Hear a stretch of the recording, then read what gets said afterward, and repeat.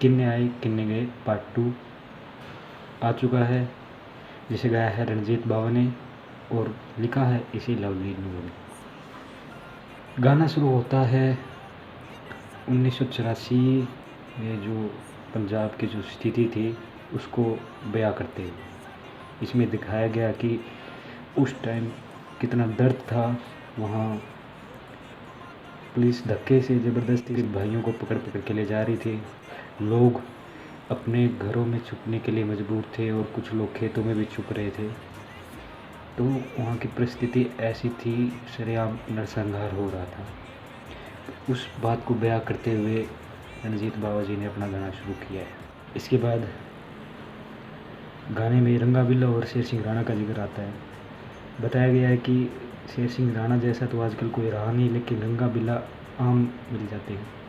रंगा बिल्ला basically 2 kidnapper और मर्डरर थे जिन्होंने 1978 में नई दिल्ली में एक बहुत बड़े क्राइम को अंजाम दिया था।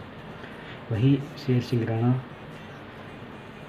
फूलन देवी जो एक डकैत थी उसके मर्डर में शामिल थे और बाद में जब उन्हें रिहाई मिली तो वो अफ़गानिस्तान से पृथ्वीराज चौहान की अस्थि को वापस लेके आए थे। तो इसका बाकायदा उन्होंने वीडियो भी बनाई थी। तो इन दोनों चीज़ों का कंपेरिजन किया गया है। इसके बाद बात होती है गल्लूघारे की। बेसिकली ये एक सिख नरसंहार था जिसमें सिखों का कत्लेआम किया गया था और सभी सिख निहत्थे थे और लगभग 10,000 सिखों को मौत के घाट उतार दिया गया था। इसका मुख्य आरोपी जसपत राय को माना जाता है। वो हाथी पे युद्ध लड़ रहा था तो एक सिख योद्धा ने उसकी गर्दन काट दी थी, तो उसका बाकी का शरीर हाथी पे रह गया था और उसकी गर्दन नीचे जाके लुढ़क गई थी। तो ये बेसिकली गाने में बताया गया है। और फिर बात होती है करंट सिचुएशन की कि अभी फ़िलहाल जो किसान आंदोलन चल रहा है वो बहुत से मोर्चों में डिवाइड होकर रह गया है। वो सफल होने के लिए उसको जो सफल होने के लिए जो चीज़ें चाहिए थी वो उस पर ध्यान नहीं दे रहे हैं। और उसके बाद बात होती है गुरु ग्रंथ साहिब की बेअदबी के मामलों की। तो वही गुरु ग्रंथ साहिब की बेअदबी भी लगातार जोरों पे चल रही है, तो वो इस दर्द को भी बयां कर रहे हैं। और आपने देखा ही होगा कि बेअदबी मामले में राजनीति बहुत हुई थी। पंजाब की जो मुख्य पार्टियां हैं अकाली और कांग्रेस, इनमें आपस में बहुत ज़्यादा जुबानी टकराव हुआ था इस मामले को लेकर। और बात होती है फिर गुरुद्वारों में जो राजनीति चलती है। आपको पता है बेसिकली गुरुद्वारा एक ऐसी जगह है जहाँ पे आप फ्री में भोजन कर सकते हैं और लगभग फ्री में रह भी सकते हैं। तो वहाँ दर्शाया गया है कि वहाँ पे भी राजनीति बहुत होती है। आम बंदे को वहाँ कमरा नहीं मिल पाता और जो पावरफुल जिनकी राजनेताओं में पहुँच है उनको वहाँ पे अहमियत दी जाती है।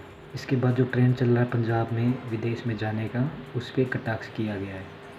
और पंजाब के जो बंदे हैं वो बाहर जाने के लिए तरह तरह के हथकंडे अपनाते हैं। तो बाबा साहब इसमें दुख प्रकट कर रहे हैं नानक जी को याद करते हुए कि हमारी मत को क्या हो गया है। हमें हमारे वीर योद्धा याद नहीं है, जैसे कि जस्सा सिंह आहलूवालिया, आप सभी जानते होंगे कितने लीडर योद्धा थे, वो तो हमें याद नहीं है। लेकिन हम एक ऐसे बंदों को दोस्त बना रहे हैं जो लगभग जिनसे साथ संगति करने में हमें कोई फ़ायदा नहीं होता। हमें वीर योद्धा याद नहीं है, हम इतिहास को लगभग भूल चुके हैं।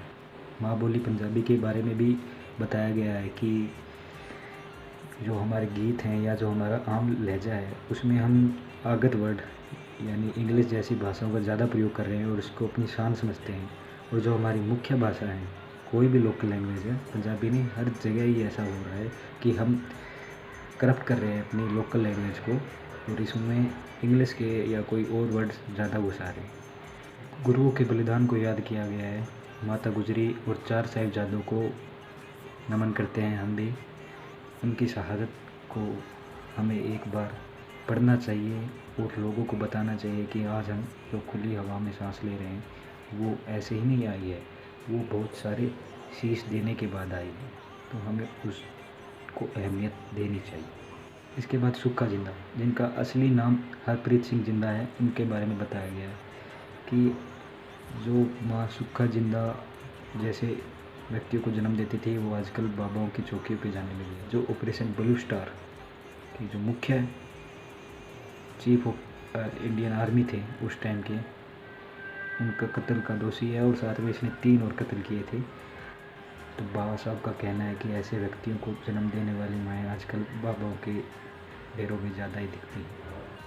बाद में फिर हम करंट टॉपिक पे वापस आ जाते हैं कि आजकल जो माहौल है वो बहुत बदल चुका है। ऐसे ऐसी परिस्थितियाँ आ गई है कि बेटे को बाप की जो खून पसीने की दौलत है उस पर ज़रा सा भी नाज नहीं है, उसको ज़रा से भी उसकी कदर नहीं करता। वो ब्रांडेड कपड़े पहनना पसंद करता है, जबकि उसके बाप के कुर्ते फटे हुए हैं। करंट जो सिचुएशन चल रही है कोरोना की, उसके बारे में बताया गया है कि कोरोना के नाम पे मेडिकल स्कैम हो रहे हैं, वेंटिलेटर मिल नहीं रहे हैं, इसमें भी लोग अपना फ़ायदा देख रहे हैं। अभी मैं थोड़े दिन पहले एक न्यूज़ देख रहा था, एक एम्बुलेंस ने सिर्फ 4 किलोमीटर पेशेंट को ले जाने के लिए 10,000 रुपये चार्ज किए। तो ऐसे ऐसे बहुत सारे मामले आ रहे हैं, उन पे कटाक्ष किया गया है। बताया गया है कि जो व्यक्ति समय को अपना दास समझते थे, आज उनका नामो निशान नहीं है। तो हम सोचते हैं कि जिस बंदे की बहुत ज़्यादा वैल्यू है, तो ये हमारा बहन है। किसी भी व्यक्ति के बिना यहाँ कोई काम रुकता नहीं। यहाँ पे दुनिया का नियम है, प्रकृति सदा चलती रहती है। जैसे पानी बहता रहता है, ऐसे ही दुनिया का काम निरंतर होते रहते हैं। तो हमें घमंड नहीं करना चाहिए कि ये काम तो हमारे बिना हो नहीं सकता।